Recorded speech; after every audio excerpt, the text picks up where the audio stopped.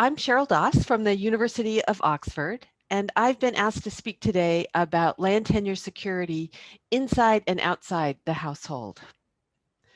So if we frame issues of land tenure security in this way, it encourages us to think about three issues.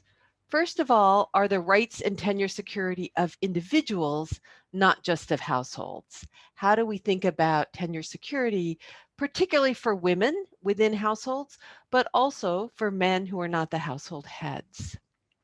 Second, it challenges us to think about how intra-household dynamics shape land rights and tenure security. And finally, how forces outside of the household may shape land tenure security and the rights of those within the household differently and have different effects.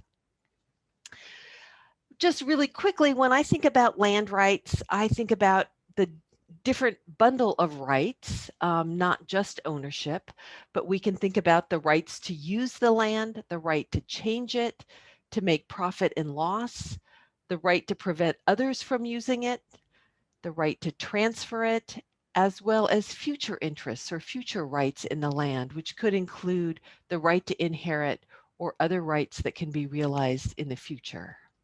In addition, we want to think about the security over those rights.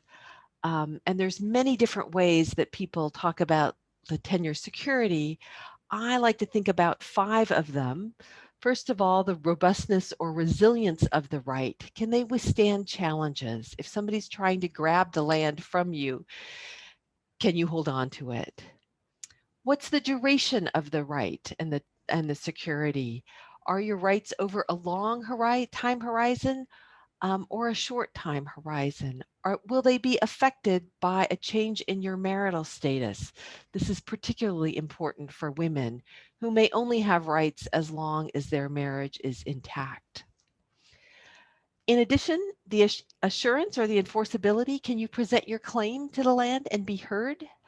Will your rights be recognized both by law and by the custom, which may include both the community and your family? And then finally, the exercisability of the tenure security.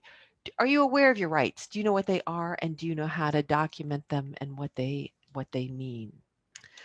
To talk about this, I want to use a conceptual framework that I've developed with Ruth Meinzendick, specifically to look at women's land tenure security. And what this framework does is it encourages us to think about 3 particular dimensions. First of all, the context, which may include both an understanding of the women, the land and the land tenure system, the laws and the social norms, and the community. But then to also think about what is changing. What are the threats and opportunities in a particular setting that affects women's land rights? And then the action arena. Where are these things, when these things are changing, whose voices are heard? Where is the settings in which these play out and what kinds of resources are needed, which will affect women's land tenure security, but that this is also a dynamic framework and it goes back and will affect the context. So just a little bit about the context.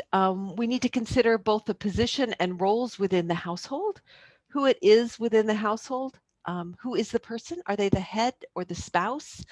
Which is generally what we think about, but there's also other people in the household. These may be the mother-in-law, the adult son, other people, a young daughter, and each of them will have different kinds of rights and security over the rights. Who are they within the community? As well as thinking about the context, thinking about the structure and characteristics of the household and the community. What's the tenure system? What are the social norms around land? How is property among spouses treated, both in a legal framework and in the customary setting? Is all property owned by one spouse considered to be joint property of both spouses? Or do spouses have separate property that they own and maintain and have rights over individually? All of those will really affect women's land rights and their tenure security. In addition, The threats and opportunities are going to be really different for different members of the household. One of the threats, sometimes an opportunity, is the dissolution of the household. What happens if the household dissolves because the head dies, or because there's divorce, because some people migrate, or because it changes dramatically when new people move into the household?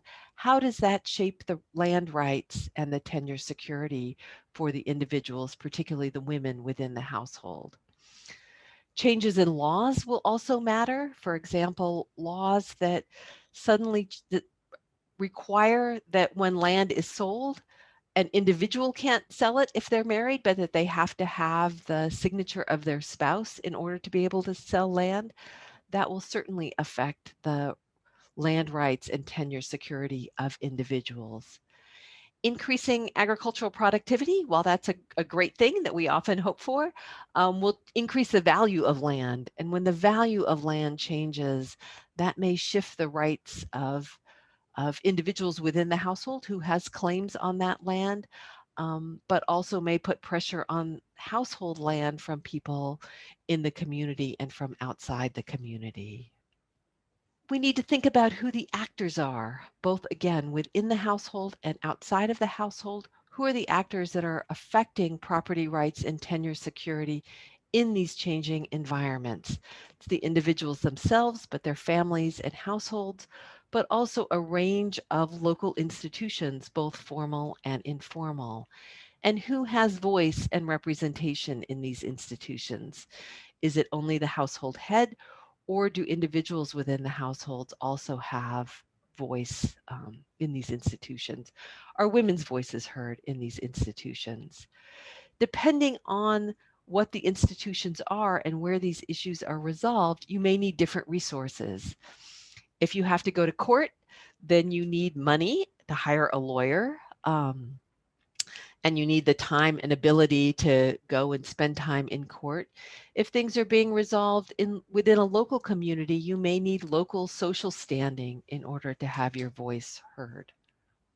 So in conclusion, both factors inside the household and outside the household will shape the rights and tenure security.